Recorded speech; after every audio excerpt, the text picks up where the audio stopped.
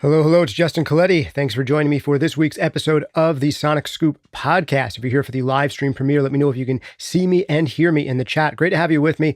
Today, we're going to be taking a deep look at a mixer by the name of Chris Lord-Alge. Chris Lord-Alge is probably one of the most famous mixing engineers on the planet. If you haven't heard his name, you've probably heard at least his initials, CLA. Chris is... His face is everywhere. His name is on plugins used by other great mixing engineers. He has developed incredible levels of credibility in the industry. It's kind of funny, incredible levels of credibility. Let's say tremendous levels of credibility and an incredible amount of self-confidence, his own ability and skills. He is outspoken, opinionated, everywhere, ubiquitous in music production. But are his mixes any good? Today, we're going to analyze his work, doing it in a similar way that we've done it in this series in the past, where we're going to listen to some of his work. And not just listen to the tips and techniques, but actually listen to the mixes and compare his work to the work of other mixers.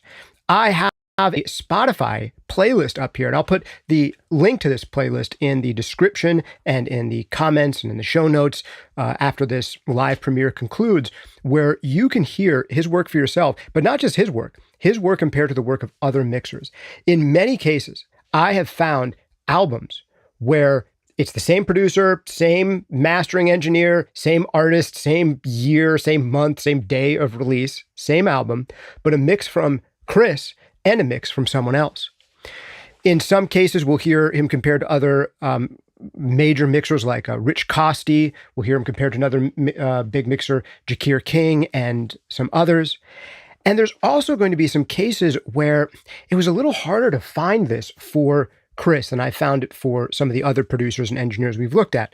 When we looked at Serban Ganea, when we looked at Chad Blake, there's a lot of albums where they've done some mixes and others have done other mixes. But Chris does a whole lot of full albums.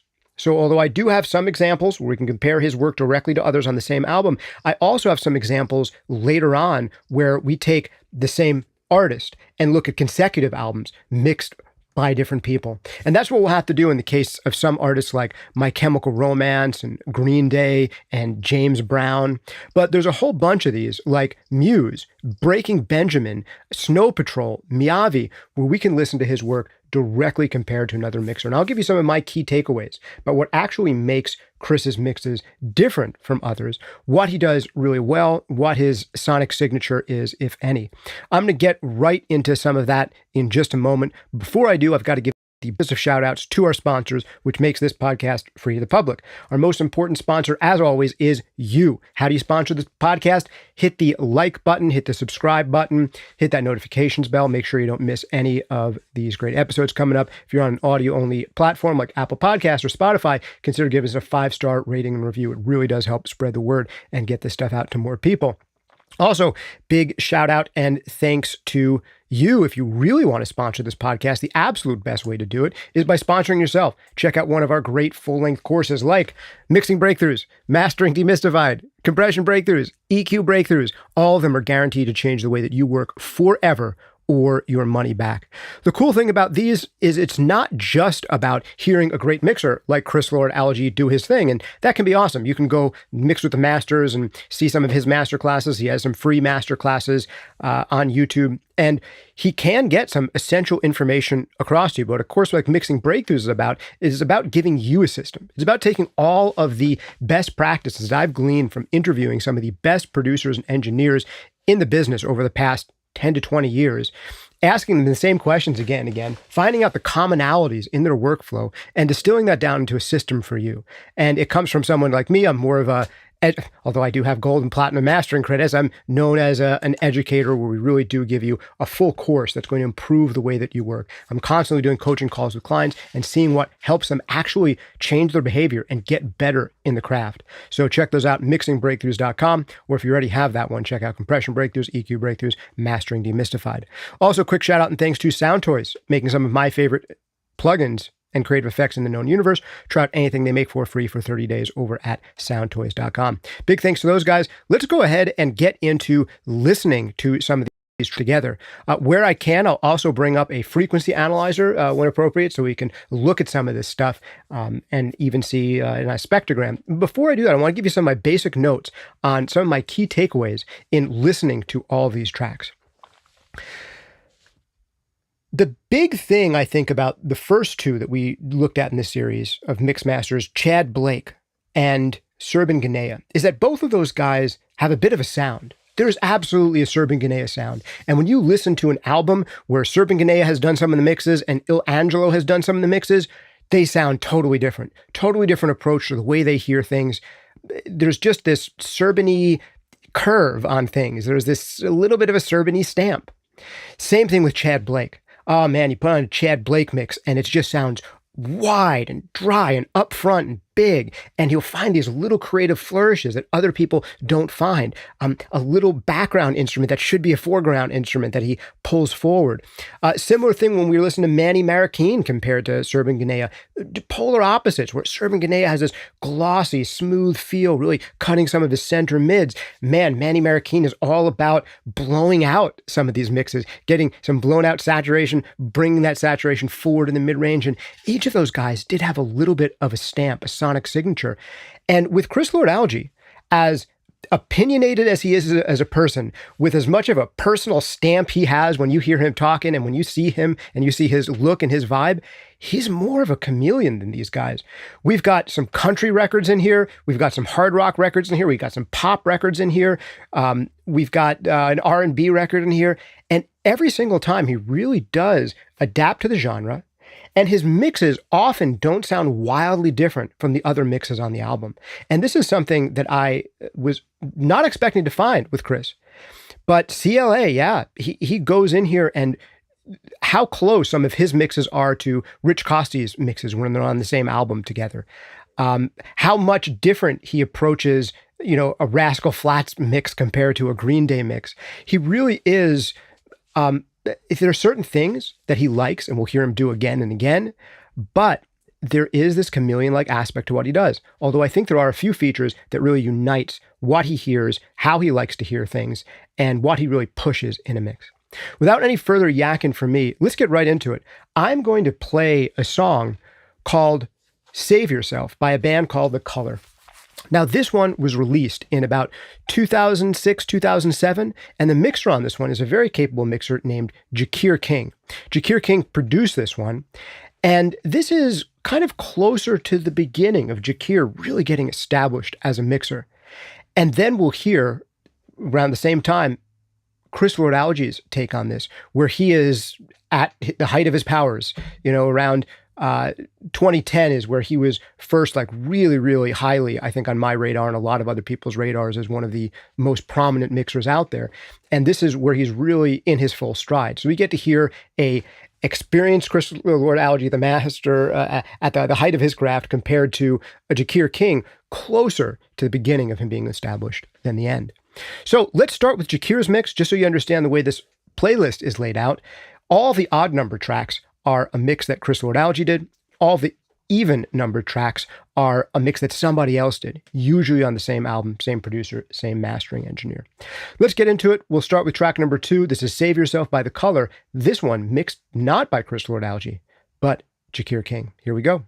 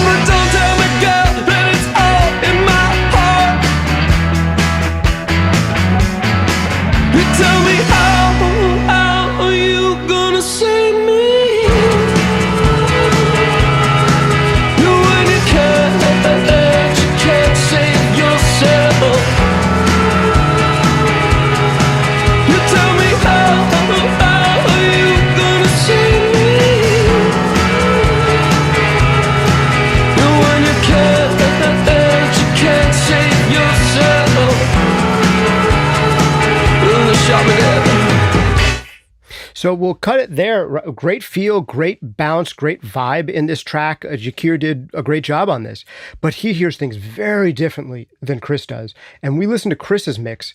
I think this is one of the biggest differences we'll hear between another mixer in this whole list. And what Chris is prioritizing is very different. Here we go. Save Yourself, the Chris Lord-Alge mix.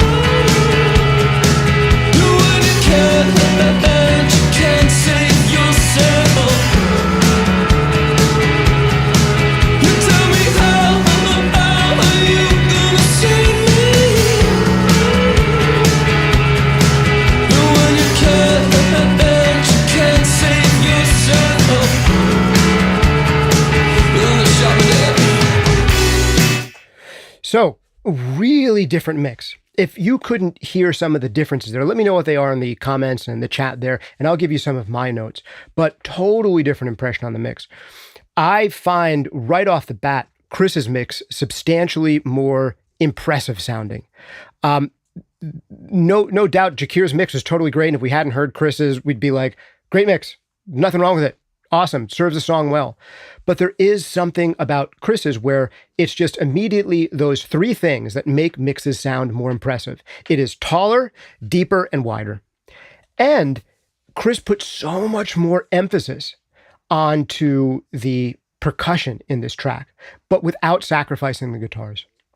One of the big things that I like to think about when I'm analyzing a mix is there's really three tiers of elements in a mix. There's your A-tier elements, like your foreground, your main characters for this mix, one or two elements I put in the A-tier, one or two elements that are supporting elements, kind of your B-tier elements, and then there's your C-tier elements, your everything else that's supposed to add to the song, add to the vibe without getting in the way ever of the main picture and the main point of any given section. And they just have different emphasis there completely. If you listen to Jakir's mix, it is a lot darker overall in sonic profile. We'll talk a little bit about that, but just talking about balance. Jakir's mix, he's emphasizing the vocal, and it hooks onto this bass line. And for percussion, he really hooks onto this shaker that's really providing the groove in Jakir's mix. The kick and snare are there, absolutely, but they're not emphasized nearly in the same way that CLA is doing. Also, I would say that the guitars are, somewhat prominent in Jakir's mix, but man, what CLA does with those guitars, he takes them out wider and leaves this, and he can make them seem even louder at the same level just by taking them really wide. And then there's this big hole in the middle where he can put the kick and the snare because he's moved these guitars further out than Jakir has. The guitar tone that CLA has, totally different guitar tone. I mean, it's tighter and bigger at the same time. And the same is true of his kick and snare, which are tighter and bigger at the same time, more dominant. And CLA, though, he does let this bass line take a little bit more of a back seat, where Jakir lets the bass line come forward a little bit more. They're hooking onto different things. But just the sheer impressiveness of Chris's compared to Jakir's comes from a couple of things. One, he is loading more low end and top end into the track. If you look at it on the frequency analyzer, there's more sub energy in Chris's mix, and there's more kind of this brightness and presence area in the upper mid-range and the high frequencies in Chris's mix. And there's a little bit more of that scoop going on in the mid-range, which can often make things sound a little bit more impressive. But he's not hollowing out his mid-range. The guitars are still allowed to have mids. The mids, to a greater degree, are coming out of things like drums and out of things like vocals. And the guitars are going out wide so they can still have a lot of their mid-range and detail while staying out of the way of things like kick and snare. So listen to that one more time, just listening for the difference in height, like how deep it goes and how high it goes frequency-wise, how wide it goes. And there's also a little bit more in this depth dimension in Chris's mix, a little bit more foreground compared to background, because he has guitars that sound a little bit more upfront, a little bit more glued to the front of the speakers. They're coming at you. And the way you can do that is, A, if you pan things out really wide, you'll get them to come forward more. And if things are brighter, they'll come forward more. So he really has kick and snare and guitars that are coming at you more. And then because this allows us to hear a little bit more of the effect on the vocals, we get a little bit more sense of depth.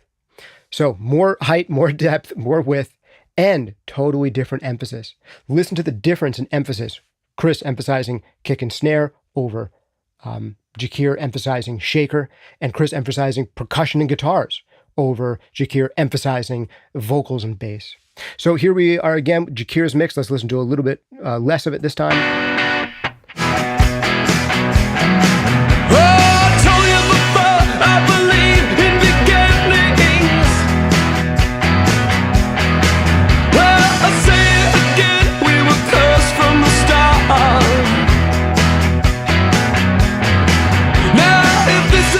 And let's hear that same bit in Chris's.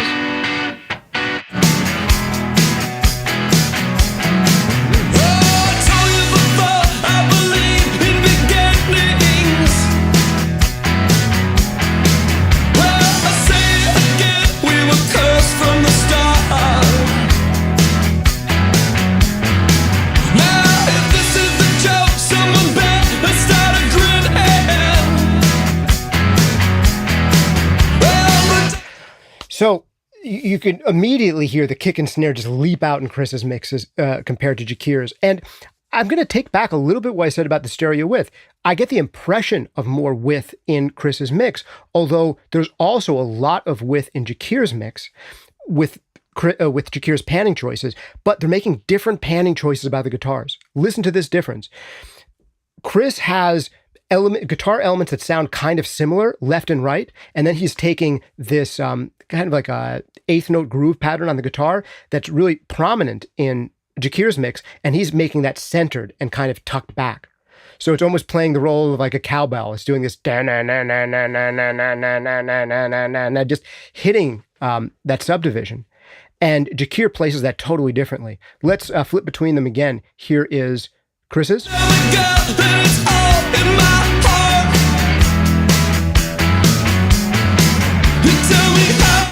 And same section in Jakir's. Don't tell me, girl, that it's all in my heart. You tell me. You see how Jakir has this single note riff panned out to the right, and he has the rhythm guitar panned out to the left. And that does give a sense of width, but it's a different sense of width. It's less of this solid sense of width. Chris is taking that guitar that Jakir has panned right, and he's panning it center, and it's further back, and it's brighter and tighter, and there's less kind of low mid-range buildup in it. So it's this pulse that's really felt without being heard as much as in Jakir's. So in Jakir, we have this interplay, rhythm guitar on left, I guess here's your left, rhythm guitar on left and lead line guitar on right, where this changes and we get the rhythm widening out in Chris's mix and then this single note line more in the center. Let's hear a little bit more of that. Same section again. Here's Jakir's.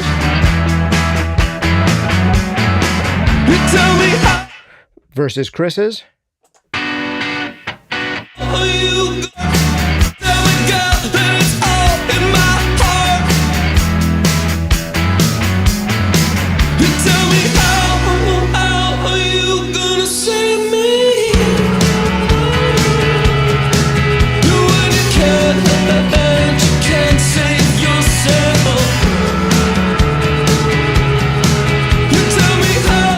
So let's listen to this section in Jakir's.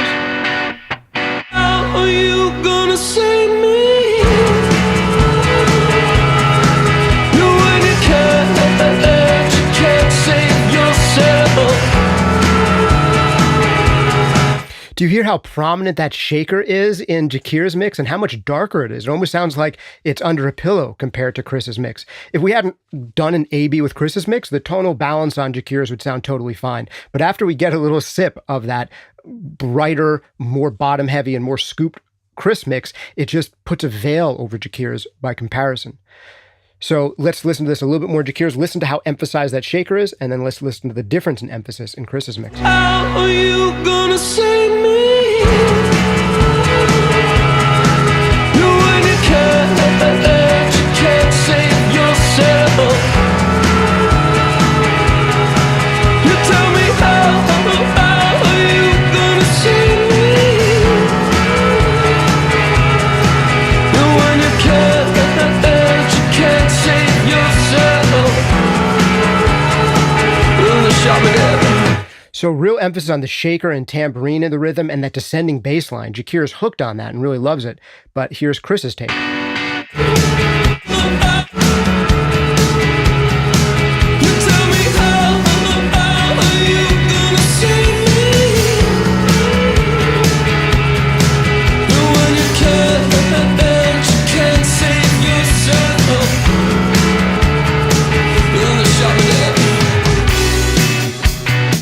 You hear how in Chris's, it's like it's all about the snare hitting on that 2 and 4, and the shaker is a little bit of an afterthought just to give pulse and a little bit of tension and dimension. Is leading us towards the snare.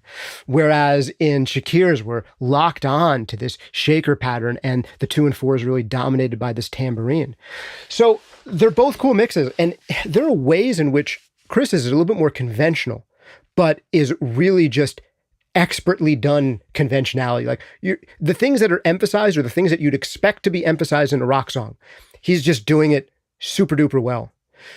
Jakir, I think there's some creativity in his mix. He's emphasizing different things than you would hear on the average major rock tune on the radio. And he's not afraid to keep it kind of dark and organic sounding, and he's not pushing things too hard and processing things too much, allowing them to be a little bit more natural. And maybe if you were to listen to the entire album, I could see someone even preferring Jakir's mix. Totally possible. But when you listen to them back to back in a sip test like this, I mean, it's no contest that Chris's mix is just the more impressive one. Now, Jakir, since 2006, 2007, when this is done, he's developed even further as a mixer, and his stuff gets more impressive by the day, but he still has some of that kind of organic, rootsy, and not afraid to be a little bit more dark than Chris is. They still have different personalities, but this is the biggest example difference we're going to hear today. Because all the other examples I have for you, well, we'll hear differences. They're going to be more subtle than this one.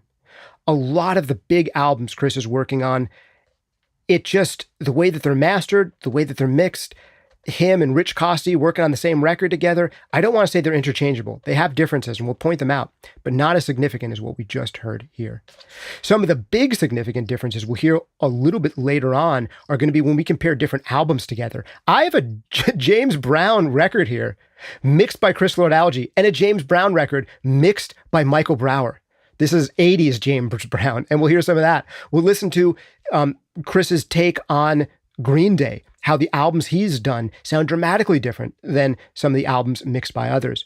We'll be able to hear the same kind of thing in My Chemical Romance, listening to different albums, consecutive albums by different mixers. And we'll listen to a few more artists where it's the different mixers on the same album. And I'm even going to show you what I think is a bad Chris Lord-Alge mix. Now, to be fair, Chris Lord-Alge's bad mix is better than the other mixers' mixes. When we get here to Buffalo Tom, the record Smitten, this, in my opinion, and with all apologies to Buffalo Tom and everyone who likes Buffalo Tom, is not a very well-produced record, in my opinion. And the Chris Lord-Alge mixes don't sound great on it. His mixes are better than the other guys' mixes.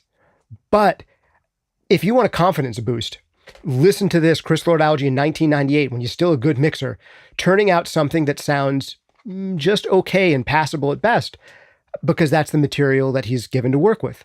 So we just heard a really impressive sounding mix that maybe some of you are saying, I just wish I could get there to that level of mix. When we get down to Buffalo Tom and listen to that, you might pat yourself in the back and say, I've done a whole bunch of records that sound as good as that.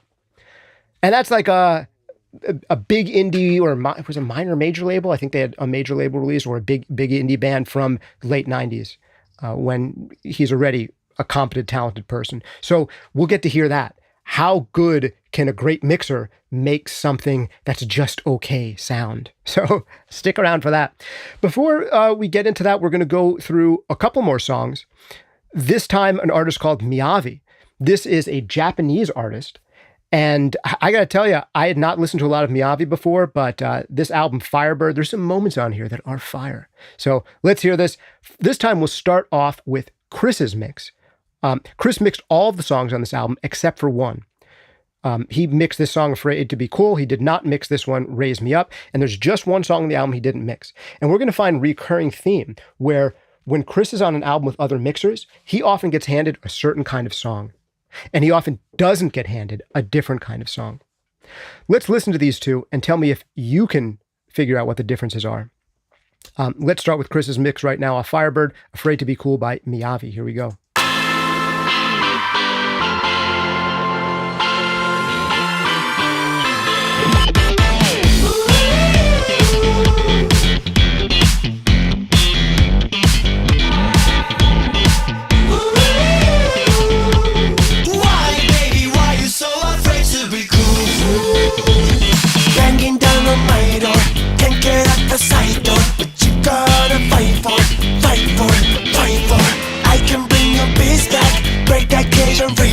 I know you want to be that, be that, be that, be that, be that, be that, be that.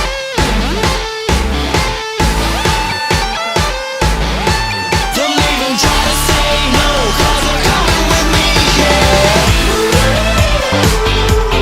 Why, baby, why you so afraid to be cool?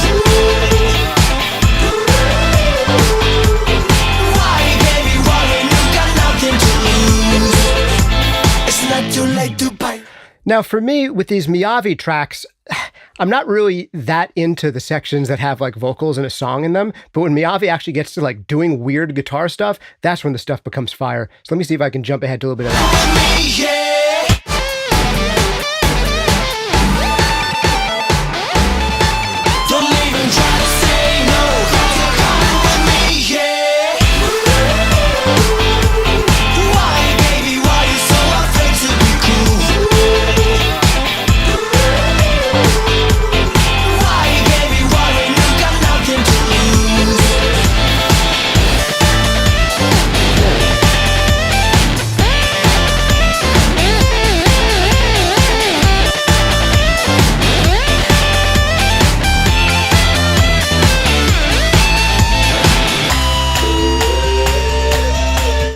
That to me is some fun guitar playing. That's the moments that I'm liking in this Miyavi stuff is when he does that.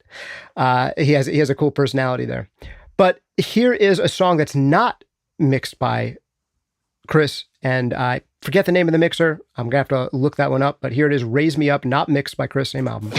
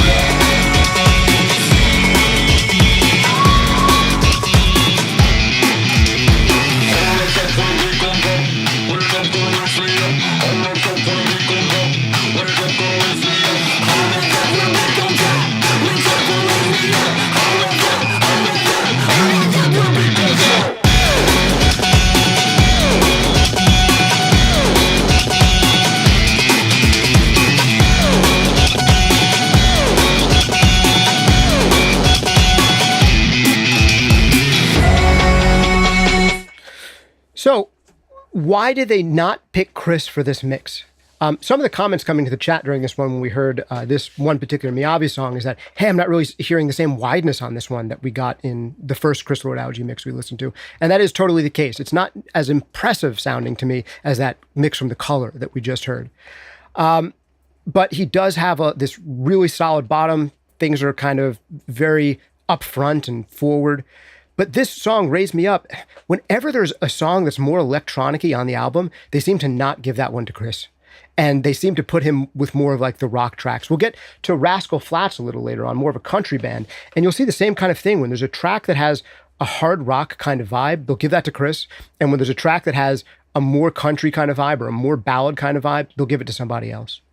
So I think what Chris is most successful in, we really heard in that first track from The Color right there, where he just knows what he's doing when there's a bunch of guitars and kick and snare, and you want them all to sound super powerful and well arranged, well composed, and like they fit well together. He's just a master at balancing kick, snare, and guitars and making them all feel like the featured thing all at the same time.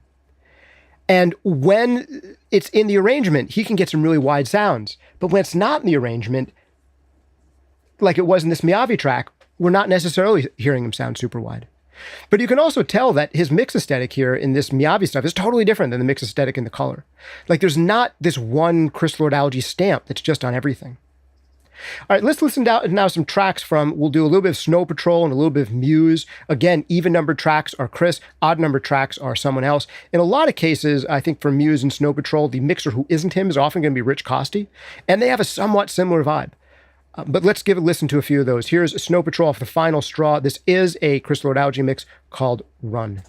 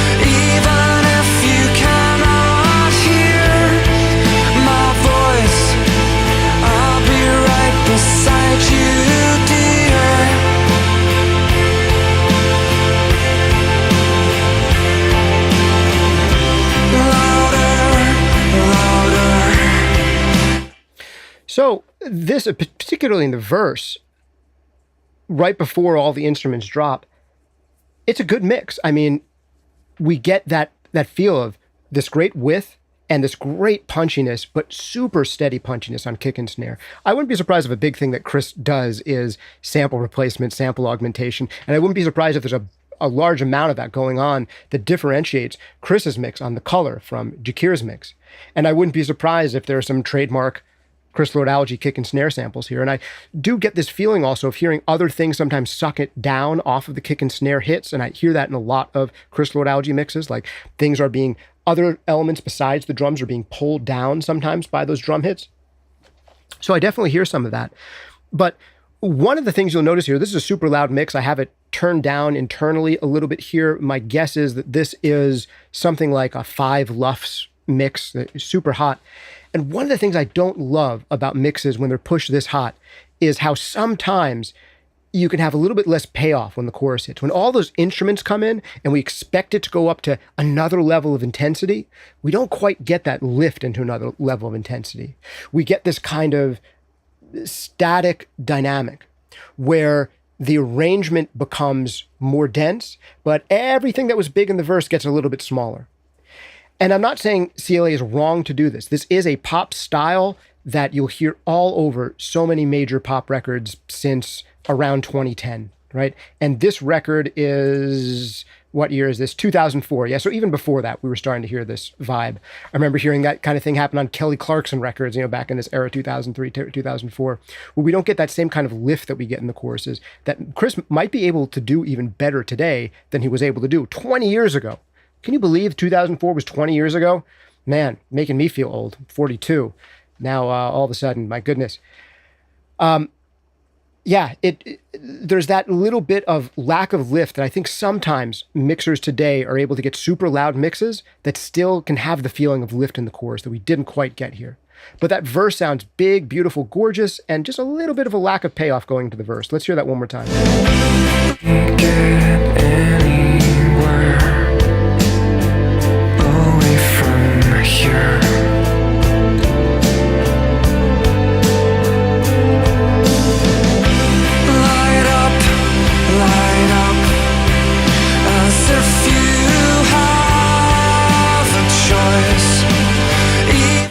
But I mean, there's also something cool about that lack of dynamic lift, like literally cool. There's like a cool temperature to it where you expect this additional level to come on and there's that emotion behind it, but not the visceral increase in power. And there's Coldplay records that have done that, it's a style, so it's not necessarily wrong. Let's listen to another mix by a different mixer off the same album. This one is apparently by a mixer, I think that the name is Jackknife Lee. This is not a Rich Costy one, but it's a different mixer, same record. A feeling I've had many times before. I can't hold the fort, say don't give me more. Immediately, a totally different take on the way drums are supposed to sound, right? These drums are fuzzier, they have a little bit more mid-range in them, a little bit more saturated. There's not that same kind of muscular punch about them. They're a little bit more blown out. There's a little bit more distance. They're not quite as upfront. Just a different way than how Chris hears drums. I struggle and sweat when I'm wide awake. When I know I'm fine, I'm not used to fine. There's just this saturated buzziness and fuzziness I don't hear in Chris's mixes. And it's not bad, it's just different. It's the same thing again, but it could become a problem if we don't deal with it now. And we blast off in another end. I've not opened my mouth. Can you read my mind so easily as the madness sets in? You must know that I follow you. You must know that I follow you. Let's hear that. Let's hear this change, and then we'll hear it compared to Chris. You must know that I follow you. You must know that I follow you. You must know that I follow you. A sudden movement and a broken leg. And let's hear the verse going to the chorus on Chris's again. Light up, as if you have a choice. Obviously, different arrangement, different song, but you can hear the difference in priorities and the difference in preferences.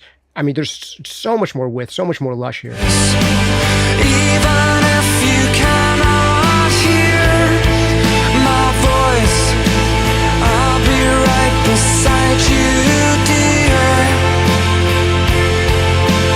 So much more scooped, so much less mid-range fuzz.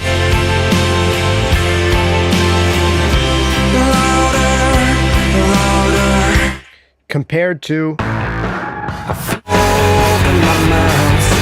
Can you read my mind so easily as the light? Now, that's just one example on one song. I have 1, 2, 3 different Chris Lord-Alge mixes here that you can compare to 3 other mixes by this other mixer. And some of the things that we're hearing here are going to be repeated themes. If you want to do more comparisons of yourself off of this album, I've got loaded up for you here. All the odd number tracks are Chris, all the even number tracks are someone else. Let's give a quick little taste of the same thing on a Muse record and the same thing on a Breaking Benjamin record, and then we'll start listening to some totally different artists. I'll take you after those 2 into the bad mix from Chris, and then really interesting to hear what he does with the Dead Kennedys, because the Dead Kennedys records, as influential as they are, not well-produced records. What does he do with them? Let's find out. And then a big thing that I know a lot of you want to hear, because a lot of people love the sound of these records, are My Chemical Romance and Green Day. I get My Chemical Romance from people to this day constantly as references, like, I want my record to sound like that. And sometimes still Green Day records. And we'll do some comparisons there in just a sec. But let's get a little sip of the song Supremacy, mixed by Chris Lord-Alge, and I believe the next one, Panic Station, is Rich Costi. Here we go.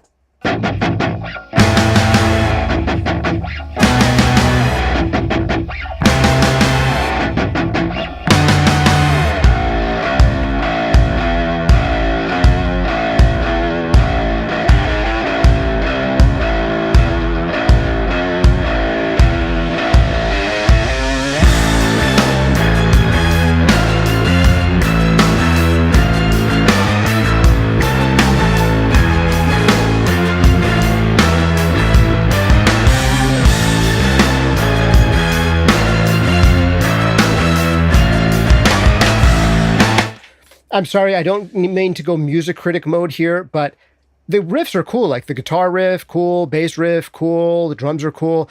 Who thought those keyboards were cool? Am I wrong? Am I just being a jerk? Who thought those keyboards were cool? Let's keep on going.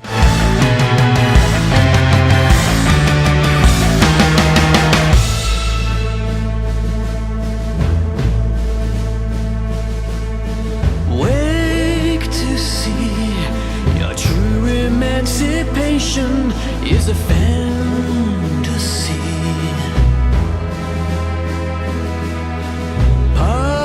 Policies have risen up and overcome the brave. I'm sorry, I've got to roll my eyes at the James Bond ripoff in the string theme there. Muse has some awesome tracks that are really well written, and I understand why people like them. This track is a little cheesy. I'm sorry, Muse. I'm sorry. I don't mean to upset any Muse fans or Muse themselves. If you're listening to this, I'm sure you're awesome people. You've done great stuff. Man, just don't know about those keyboards in the beginning. But let's evaluate it from a mix perspective. And again, what Chris prioritizes. Great.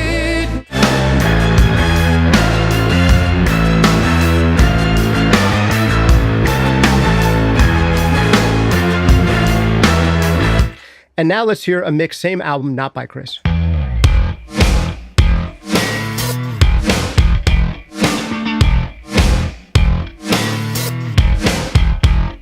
You won't get much closer until you sacrifice it all.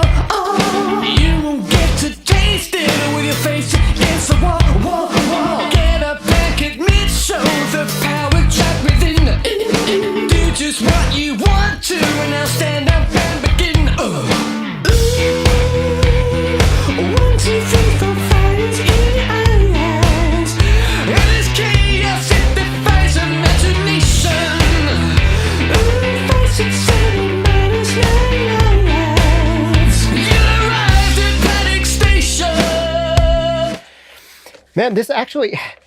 I almost get the album a little bit more now that I'm listening to it more. It's kitschy, and I'm hoping it's like intentionally kitschy, and it might be. Like I'm getting vibes of a Rocky Horror Picture Show, which I've seen entirely too many times, but has that kind of feel to it. Anyway, very different take on how drums and guitars are supposed to sound, how much more muscular Chris wants to make those elements, and how much more, I believe it's Rich Costi on this one, how much more he really is highlighting the vocal. I'm actually surprised a little bit by the vocal delay effects on this album. They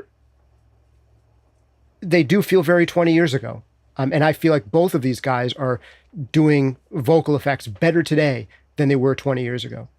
But if you want to hear some different examples between these guys, I think that when you get to some of the mixes where I know that it's Rich Costey versus CLA, they're just so much closer together. Let's do the same kind of thing on Breaking Benjamin. This first one is a mix by CLA. The second mix is someone else, probably Rich Costey, but I'll have to double check.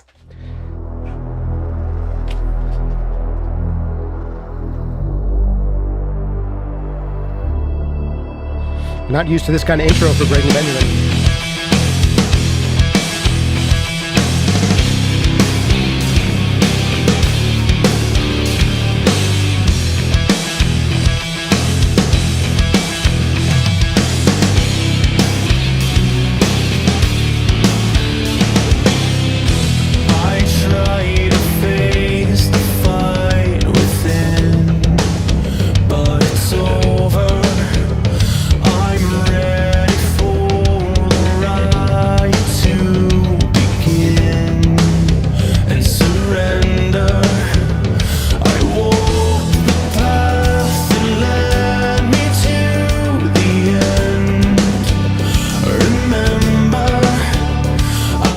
Now let's hear a little bit of Breaking the Silence with the mixer.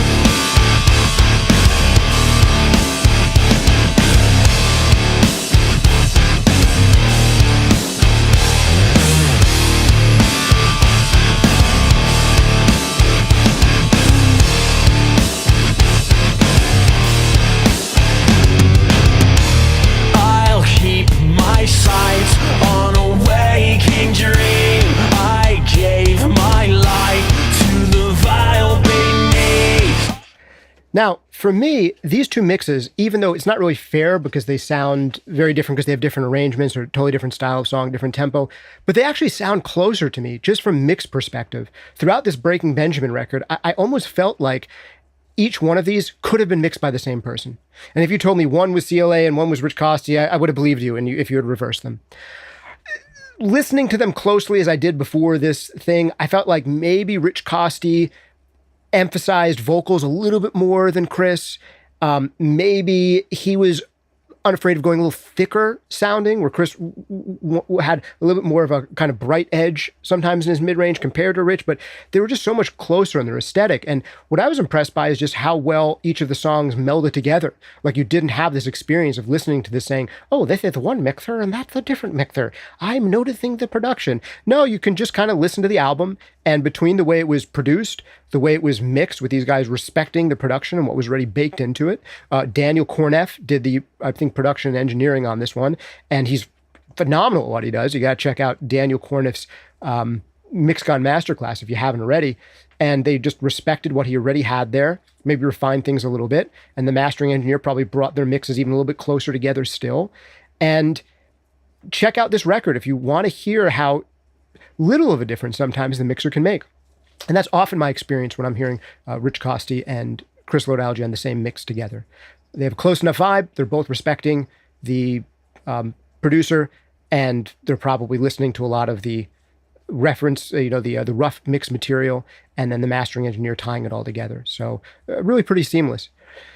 Shine Down, similar kind of thing going on. Same notes there. Rascal Flatts. This is something where we can tell the difference in what Chris gets hired for, what people hire him to do.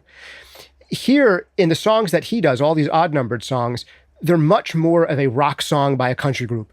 And all of these even-numbered tracks, they're much more a country song by a country group. Let's get just a few tastes. Here's Payback, which was done by Chris.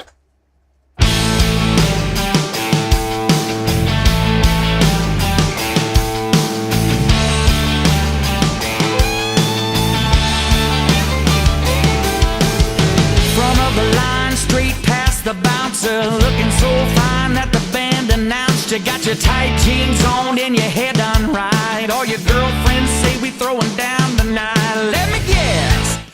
So yes, this kind of stuff. Chris has done a lot of this kind of stuff. You'll find a bunch of Nickelback records he's done. You'll find, what's that country guy, Chris Evans. Some of this, like, just straight rockin' stuff. And Chris does that the way it's supposed to be done. Here's a track that he didn't mix on this album.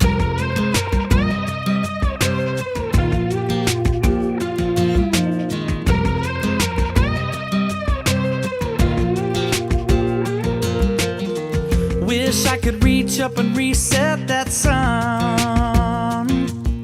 Reverse these wheels, go back and re-pick you up. I went by so fast, oh so sweet. Make me wanna remake a memory. Wish I had me a time machine. Oh, I float the moon back up in the sky. Put a cord back into that sweet red wine. Put your midnight hair back up so you can let it fall one more time untouched. So this is much more pop, where the tracks that they have Chris do on this album are much more rock. And it's not fair in the beginning if you listen to the verses of both of these. They're just like totally different styles of songs. And some of the things Chris wouldn't do, I don't think, that you hear in the beginning of this track is how comfortable the mixer was putting the vocal really up front and above everything else, and how bright and dry and featured and alone he was comfortable making that vocal, and how much of a backseat he's willing for the drums to take. And then when everything comes in, it sounds thick and full and things kind of meld together in a way that's different with how CLA would normally do things, where with CLA I often hear more separation between the guitars and drums, whereas here the whole band becomes one unit in the chorus. So if we compare this dent section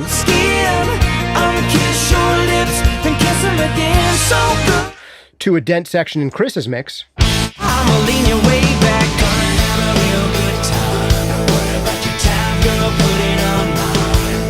We can show him what he can't have if you wanna play that game, yeah. Baby, I can be your payback. there's just this additional punchiness to Chris's mix. He's really obsessed with getting these punchy drums and with separating the guitar from the drum kit so they can both be punchy and big, where the other band, things were a little bit more melded together, with the other song, I should say. There's a Nickelback track here, one that he mixed, one that he didn't. This is actually, people reference Nickelback a lot for like, this is great sounding rock production. Some of their records, even if you don't like Nickelback, I'm not the hugest Nickelback fan, they do have some really well produced tracks where you're like, that's well balanced. I get it. I get why people like this production. But I was surprised by this album, No Fixed Address. The overall production on it, I found a little bit dark and kind of weird sounding. And there's not as huge of a difference, I think maybe partly because of the way it was mastered, between Chris's mix and the mix by someone else on it. But now I want to get into the bad mixes from Chris. And again, I have to, disclaimer here, Chris's bad mix is better than the other mixers' mixes on this album by Buffalo Tom. They were kind of like a major indie or a small major label artist in the 90s. I was surprised on Spotify. They still have something like 30,000 monthly listeners. I imagine like no one's heard of Buffalo Tom today. The first time I ever heard the name Buffalo Tom, I was watching My So-Called Life. Anyone ever see the TV show My So-Called Life with Claire Danes? There's a reference to Buffalo Tom, and they're like, we're going to get tickets to the Buffalo Tom concert. Can you come? It's like, no, I'm grounded or something. I don't know why. But yeah, they're brought up in that. So I thought like, oh man, that's cool. It's like a band, but I haven't heard about them on MTV. So maybe they're like a really cool band. Well, anyway, let's hear a mix from not Chris Lord-Alge on this album. And I think most of you listening to this who have been doing music production for any number of years have probably made records that sound at least as good as this record from 1998. This is Not In It, off the album Smitten from Buffalo Tom. And let's check it out. Not Chris's mix.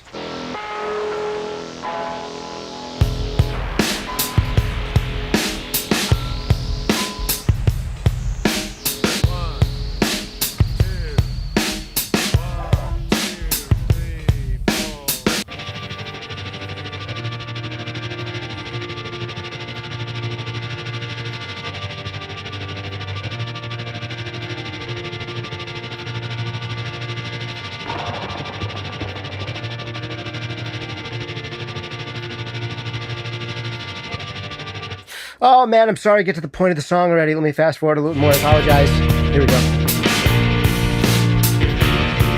Not looking for shell-shock signs of life. Your shadow still looms larger in the night. There's a nickel on the sill for good luck's sake, and I left it out for only you to take. There's pine resin heart. Just steel yourself when fallout starts. You thought. Okay, so I'll stop it there. Yeah, it's not a great production by contemporary standards, and actually even by major release standards of the day. The vocal is a little bit undercompressed. The band is a little bit sloppy, but not like sloppy in a super vibey way. And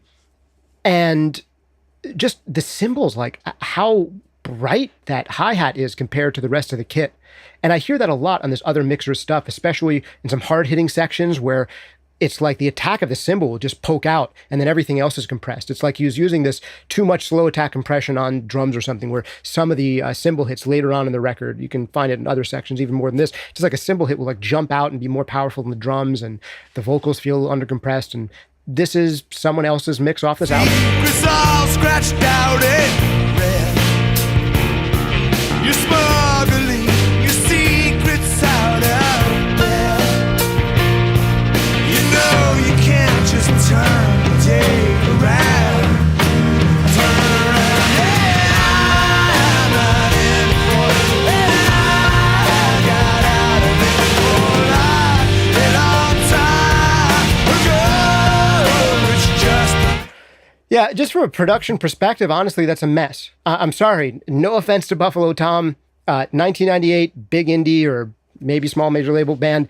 Most of you have done records that sound at least this good.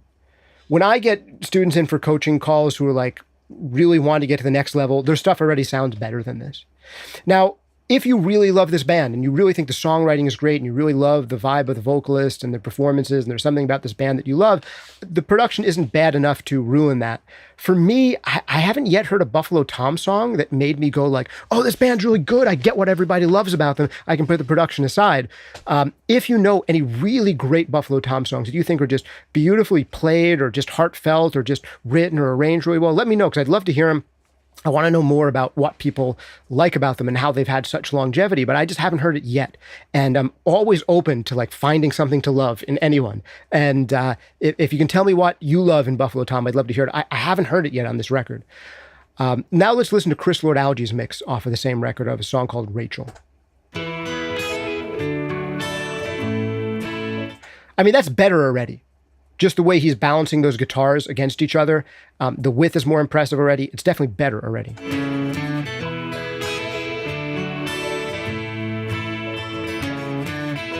Rachel, tell me, is not very sure her.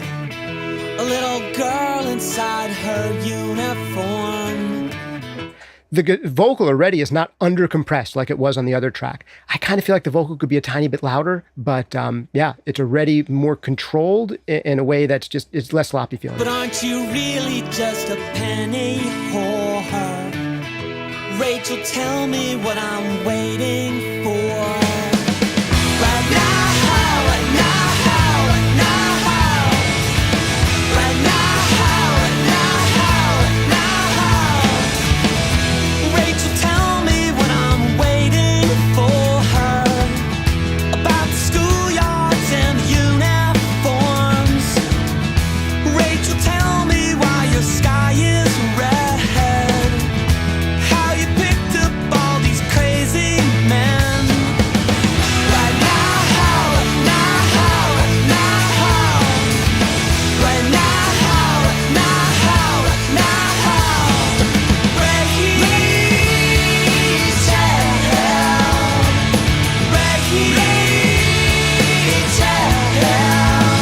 So not bad. It's still a mess, but it's way less of a messy mess than the other track. And a lot of that it being a mess is just that's how the band is and that's how the production is. And, you know, it's a lower budget production than the average thing that a Chris Lord-Alge is going to be mixing. But compare this dent section Rachel, tell me what I'm waiting for. Rachel, tell me what. to a similarly dense section from another mixer.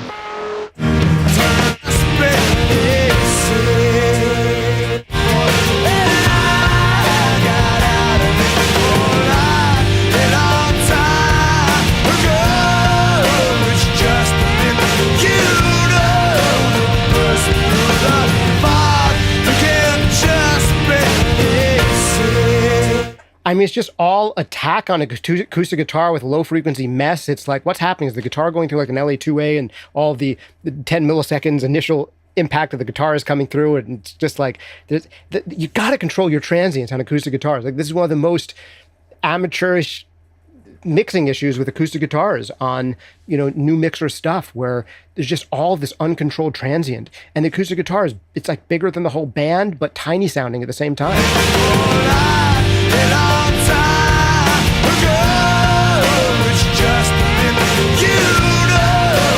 And the low end is kind of an indistinct mess compared to...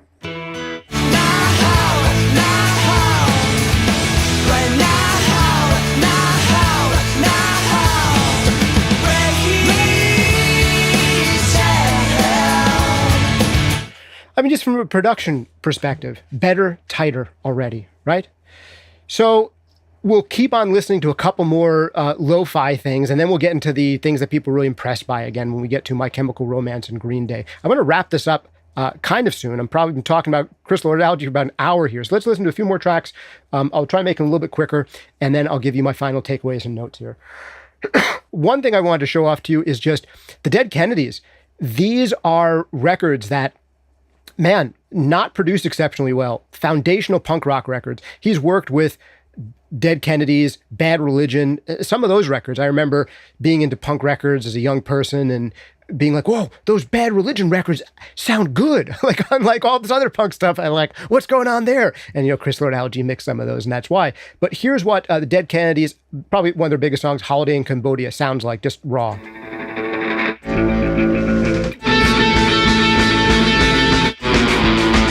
I've been to school for a year or two, and you've seen it all.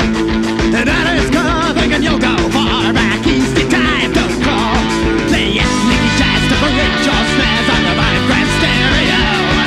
But I can let you know how the niggas feel cold, and the song's got so much soul. It's time to taste what you must fear. So if you have vibe and fearlessness, you can already make records that sound this good easily. Here's Chris Lord-Alge's version. And one of the things I like here is that he really respects what this record is supposed to sound like. Like, it's a historical record. We don't want to totally change it. We want to make it sound a little bit better and more pleasant and more listenable without totally trying to re-realize it and add sample replaced everything and like over-process it. Here's his mix. Taste what you must fear. Right, I will not help you here.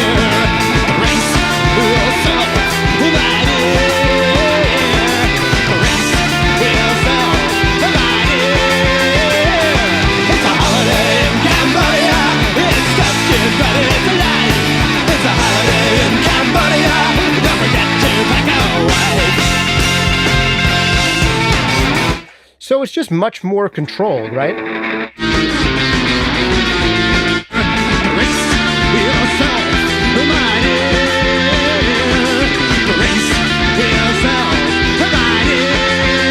That's the original all over the place, and Chris...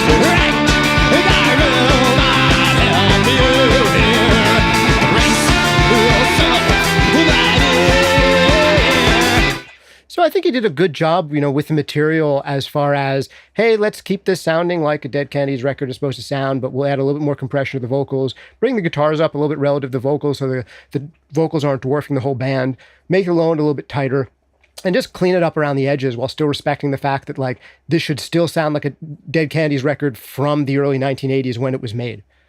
And I think he did that well. So he didn't overdo it, didn't reimagine. That's why I mean about him being chameleon-like. And this is what it sounds like when a great mixer works with subpar material. So am I going to say that the only reason your mixes don't sound as great as Chris Lord-Alge's best mixes is because you're not working with the same quality material he is to begin with? That's not the only reason, but that is part of it. And there's a chance that you have chops that you're not aware of if you're working with less than stellar arrangements, performances, and recordings. So that's a takeaway for you. Now, with My Chemical Romance and Green Day, let's do a really quick taste of, I'll play something off of the last My Chemical Romance album before Chris Lord-Alge, and then an album with him. So here's before.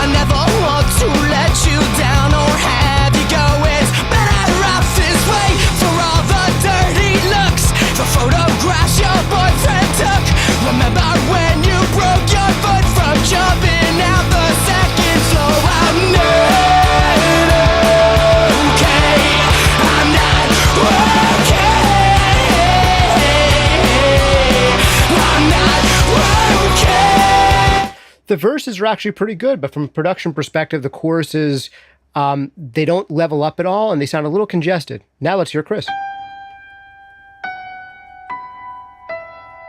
Just those first few notes already are promising.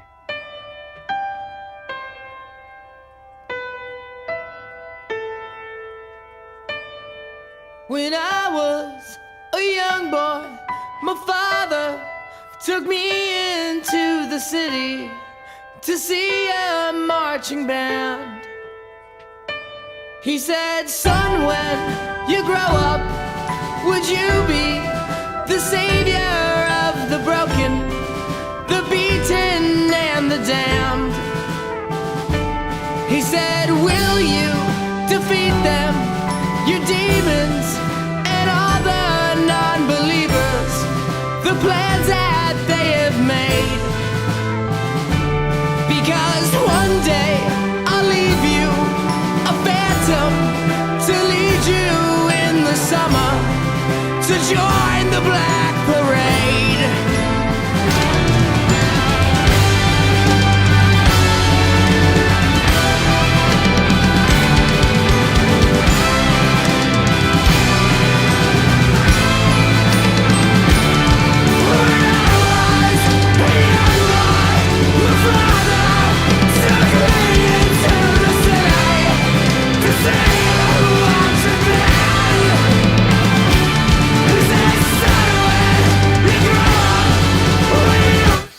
Yeah, these Chris Lord-Alge mixes, it's like a caged lion, right? He's able to get all this power and control at the same time. How controlled this sounds compared to the chorus in the other My Chemical Romance song, but also how powerful it sounds at the same time. Just those toms are emblematic of that Chris Lord-Alge vibe, where it's like power and control. The toms have all this resonance in them, a little bit of what could be sloppy resonance, but since there's so much compression on them, it keeps that resonance from getting totally out of hand. So it feels like it could be overwhelming, but it isn't. And part of that is just having just the right release time on some of this stuff and compressing it just enough and then a little bit more, and then maybe doing some volume automation on this stuff to be like, how do we make it sound as big as possible without it, sounding uncontrolled and like it's not under our power.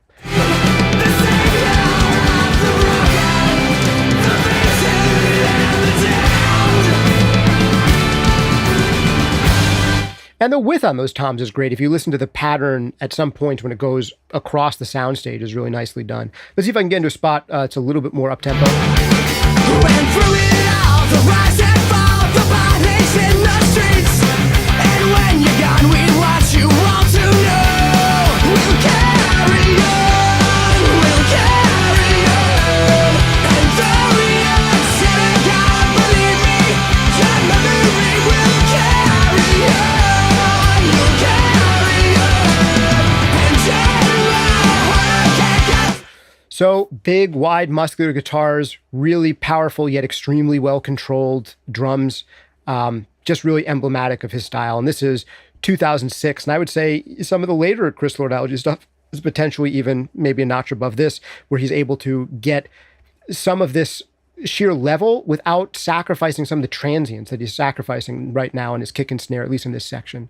But, there's trade-offs within any album and within any song. Really well done stuff. I mean, here is, again, just dent section from the prior album. Here. Oh, you that is not used to be a joke, and look, the last time, take a good hard look. No, okay, I'm not okay. So that's a chorus from a popular song in the prior album, and then from Chris's. This is where you used it.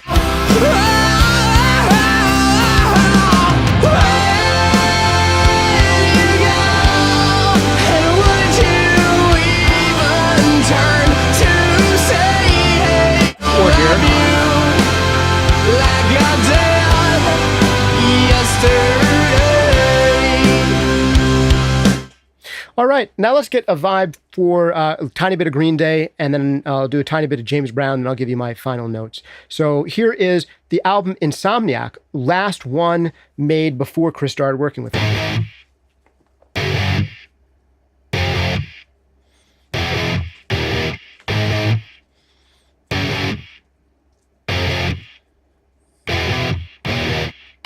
I'm having trouble trying to sleep.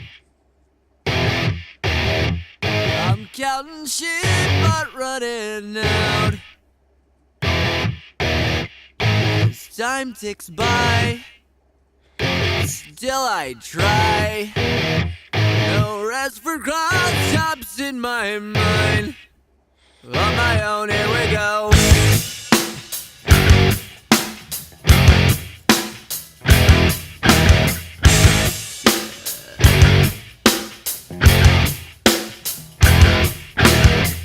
My eyes feel like they're gonna bleed.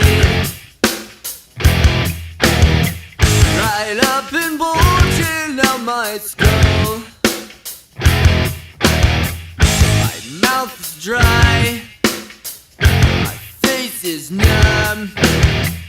Fucked up and spun out in my room. On my own, here we go.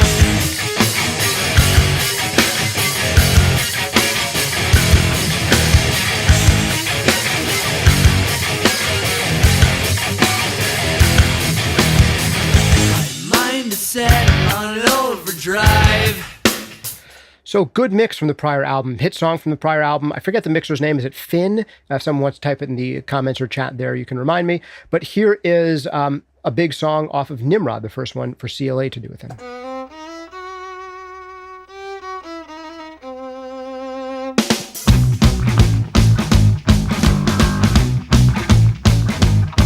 Already it's a little bit more muscular, a little bit fatter, where the other one was brighter and more open and there was more space in it. Would just have this extra sense of muscle and weight that Chris really loves. Hey, mister, where you headed? Are you in a hurry? Need a lift to happy hours, say, oh no. And a lot drier, obviously. Tea break for distilled spirits. Need a break as well. Oh, well, that inebriates the girl. What do? Wider vocal. Big toms.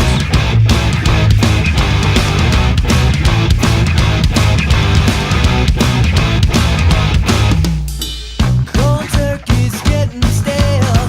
Tonight I'm eating crow. Fermented salmonella poison, oh no. As I tried at the fountain of youth, now tea I trailing. So I think you can hear some of the differences there. The prior mix off of Insomniac, it's more open and spacious and bright, and there's more reverb on it and the delay stuff. It's less dry, and the vocal is hotter on the song Brain Stew. So Chris is not afraid to make toms bigger, guitars bigger and throatier and more muscular, and for drums to pop out even more in this kind of fat way. And he's not afraid to lose some vocal because of it. He is burying the vocal relative to the other mixer. He wants the band to sound big. He wants toms to sound big, drums to sound big, guitars to sound big. And if that means that Billy Armstrong, oh my goodness, I should say Billy Armstrong, if that means he takes a tiny bit of a backseat to the band to make the band sound bigger, that's okay. If he's a tiny bit drier to make the other instruments sound more impressive, that's okay with Chris. So let's, with those notes in mind, hear a little bit of Brain Stew again, a little bit brighter, more open, more effects, and then the more muscular and quieter vocals in Hitchin' a Ride. So here's the non-Chris mix again.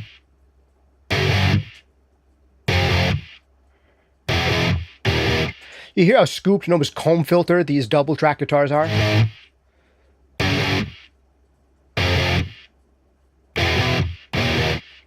I'm having trouble trying to sleep. How much brighter this vocal is? I'm counting sheep but running out. And this mixer is also bearing the vocal a little bit to make those guitars big.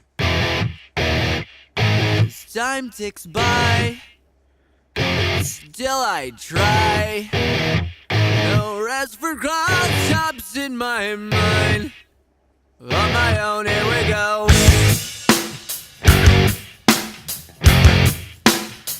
Do you hear the little bit of additional, like, short room reverb space there is on things like hi-hat and snare? Or it could be a short, bright plate. My eyes feel like they're gonna bleed. And there's that wetness on the vocal, that kind of slap back delay, I don't know, 60 milliseconds, 50 milliseconds, something like that. Right up in bulging out my skull. And I don't know if it's a short, bright plate or short, bright room that's on that hi-hat and snare, but it's there and not something we hear in Chris's as much. My mouth is dry. My face is numb. And probably that vocal delay might be going into the reverb rather than the vocal itself. I'm not sure. Fucked up and spun out in my room. On my own, here we go.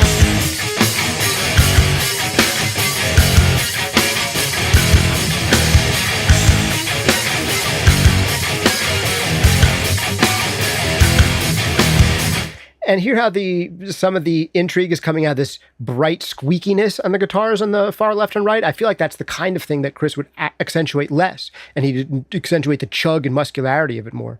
And here is a mix from Chris.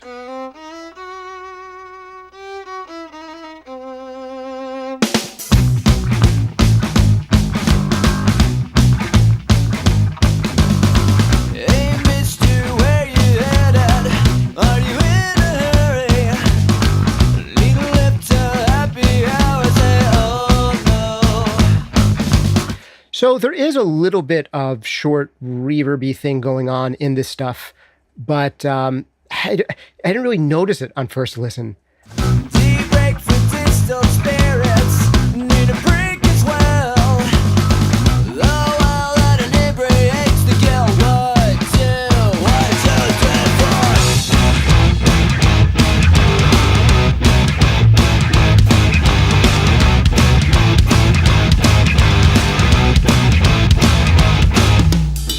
Cold turkey's getting stale.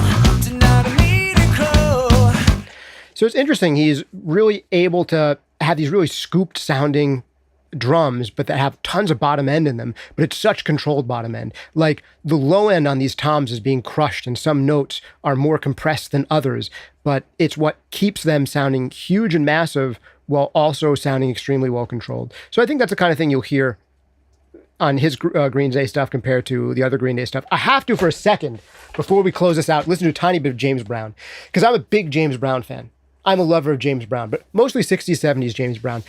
The period of James Brown that I love is not so much the period that Chris Lord-Alge and Michael Brower worked on, but we'll listen to some of that. We'll listen to a little bit of How Do You Stop and a big hit, Living in America. Both of these mixed by CLA off the album Gravity. Here's How Do You Stop by James Brown, and then we'll listen to some Michael Brower tracks. So this is a mix from CLA.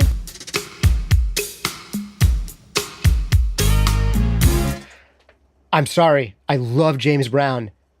I hate this approach to mixing James Brown's music, but it was of the time. This is 1986, so we got to give CLA a break, okay? I hate the reverb on the side stick, but CLA was not the only person doing this. This is what you were supposed to do at the time.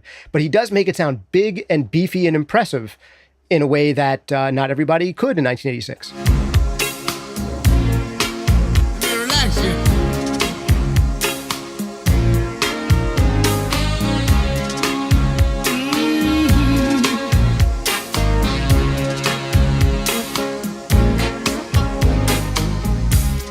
Hard bodies, soft emotions, so fast, so smart. And what's up with this vocal? It sounds like there's a really short delay that's like 45 milliseconds that's creating some like Haas effect comb filtering stuff. Like there's something wrong sounding with this vocal. Is this a bad CLA mix? Again, give the guy a break. This is 1986. Right now, we're almost 40 years later. The guy's learned a thing or two since then. But in ways, you'd have to say on a quick sip test, this mix sounds impressive and that you compare it to other 80s records and it sounds way bigger, taller, deeper, wider. But does it serve the music? I don't know. I think it's too much of its era.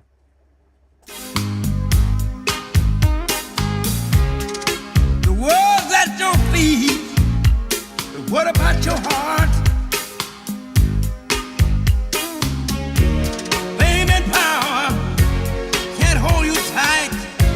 What's with the comb filtering on the vocal? Is it on purpose? I don't know. So here's a potential bad CLA mix. I'm sorry to say it, CLA, if you're watching this, love your work. This is 1986. I'm cutting you a ton of slack, but let's look back at it and laugh together.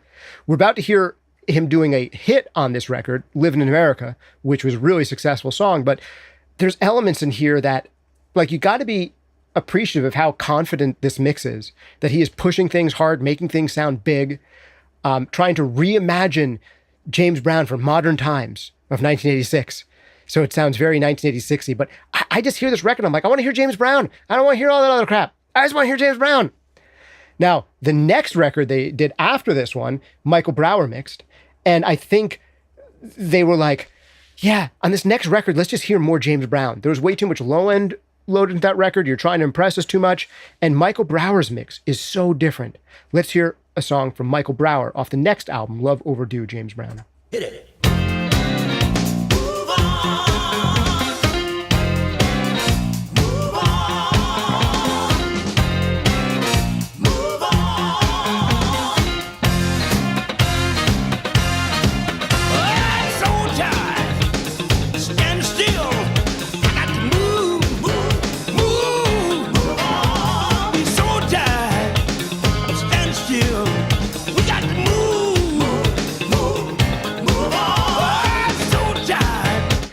So, although I also hate Michael Brower's mix on this, I'm sorry, Michael. I love you, Michael, if you're watching this. I've interviewed Michael 6 times. I think he's a great mixer. I think he's one of the preeminent voices in mixing today. He's amazing. This, again, is of its time. This is 1987, 1988. These are these guys getting started in their careers.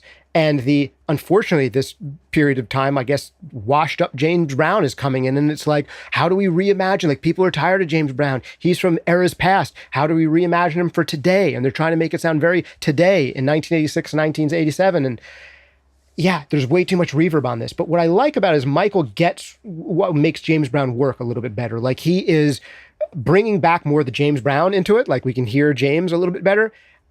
We get his vibe a little bit more. His voice is a little bit more unadulterated. And the band is allowed to be grooving together. Now there's this weird extra layer of overly bright reverb on top of it that would be an amateur mistake today that I'd correct someone on. But in its time, this was not necessarily wrong. And this is what a bunch of records in the 80s sounded like. And that's a fact. So let's listen to a little bit more of Michael Brower's mix from his early days. I'm standing still. We got to move on. At least the band is great here and the groove is great. And there's not this weird comb filtering that's taking power away from James. Yes, sir. Yes, sir. Well, bring these people up, no. I mean, we're not talking 1960s, 1970s James Brown. This is not Sex Machine. This is not It's a Man's World. It's not of that caliber. But Michael at least gets James Brown a little bit more. Now, that said, this next track we're going to hear, CLA gets modern production. Living in America ends up being a big hit. And if there's any overly 80s sounding James Brown song that works, it's this, Living in America. Here it is, CLA.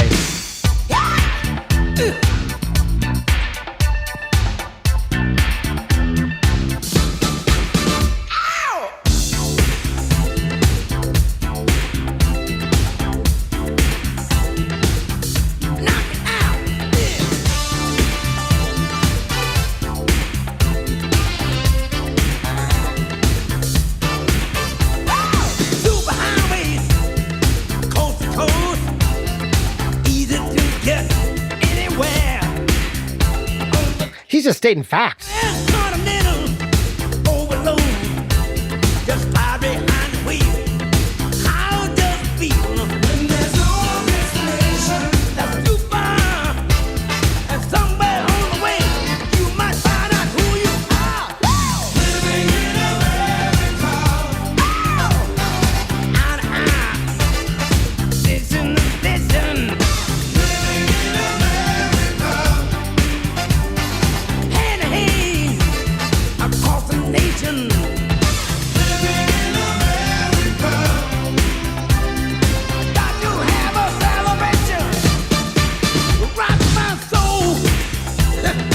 So here, Chris does get the groove.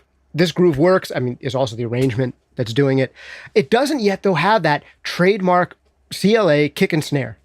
He hasn't discovered that yet. It doesn't have that crack and that smack. There's like a slightly hollowed out thing going and a slight lack of definition in the kick and snare that we don't hear developed yet in CLA. But there's this bigness, there's this power, there's this width, and on this particular song, it works. I still want to hear James Brown's voice a little louder, but Chris wants the whole band to sound big, which is something Chris does so well. And yeah, I'm bobbing to this, even though it's dated. I wish I could just remaster this thing myself and just put a little bit more upper mid-range in certain spots into it. I don't know where it is. I have to check it out, whether it's, somewhere between 2K and 4K. And, there's something in there just to bring out a little bit more bite and detail, and maybe get a slow attack compressor on something just to bring out a little bit, or like even a transient shaper just to bring some front end snap onto this record. But if you're going to have a mid-'80s James Brown record that doesn't sound like retro James Brown that works, I mean, this is the song. And now let's listen to a little bit of Michael Brower in the same era, just a tiny bit later, doing Dance, Dance, Dance off of Love Overdue. Totally different vibe. Tiny bit more of Living in America first. Those horns are great. And now here's CLA. I'm sorry, here's Michael Brower.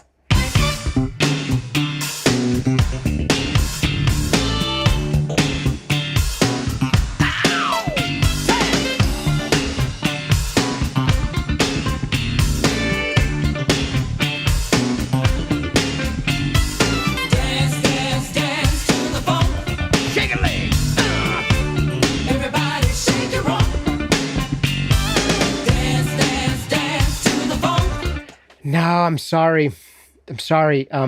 Michael, love you. Some of the compression on this, the fast attack compression, we're getting rid of all transients. This is like before loudness wars, and there's no transient on this thing. It's just like, there's no attack, totally comb filtered.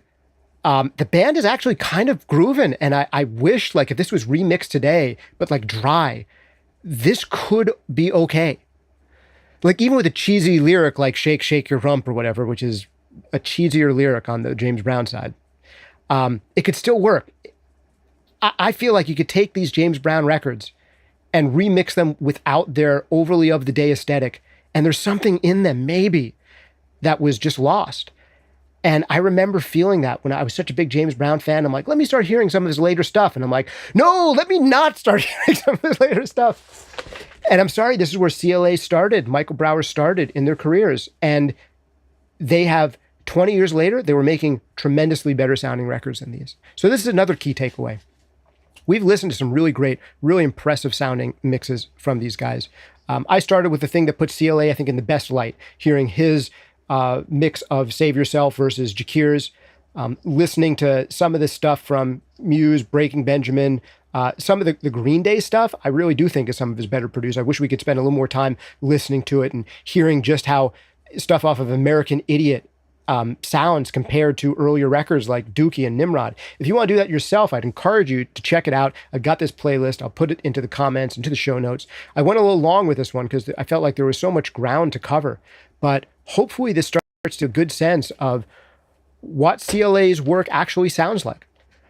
We ended on a tiny bit of a sour note with me complaining about how much better James Brown records could potentially sound. So I want to give the man his due by doing a sip test to round it off at the end that really puts it in a nice perspective for him again, where here is the mix from Jakir King, Save Yourself by The Color. Now, if this is the joke, someone better start a grin. Well, but don't tell me, girl, that it's all in my heart. I'm sorry, when a bunch of white boys like this are grooving better than James Brown's band, you know that's the producer's fault. Here is CLA's.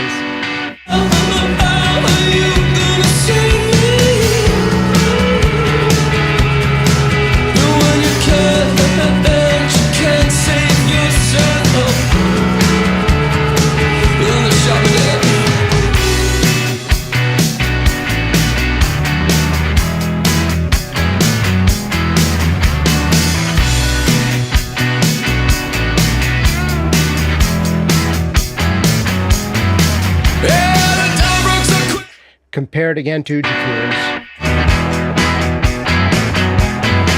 Yeah, the time broke so quick, we forgot Didn't Shakira's just sound great until we heard Chris's?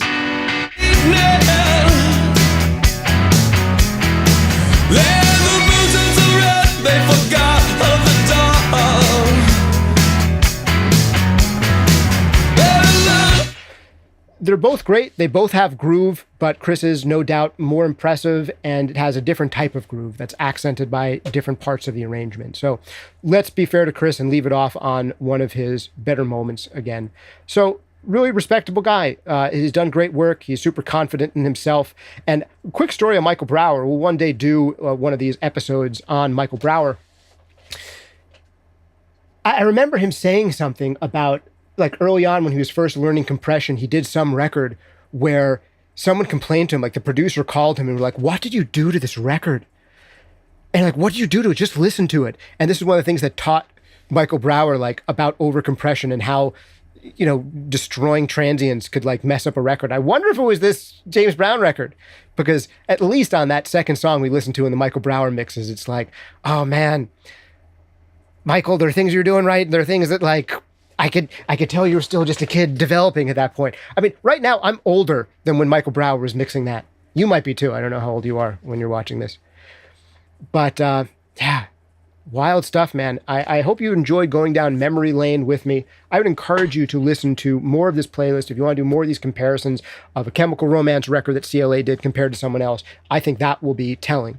Of course, there's other factors, the producer, the year, what the music was like. Same thing with Green Day, one Green Day album compared to another. I mean, Chris's mixes sound totally different than the Green Day records he didn't work on. And there's many ways in which his are more impressive.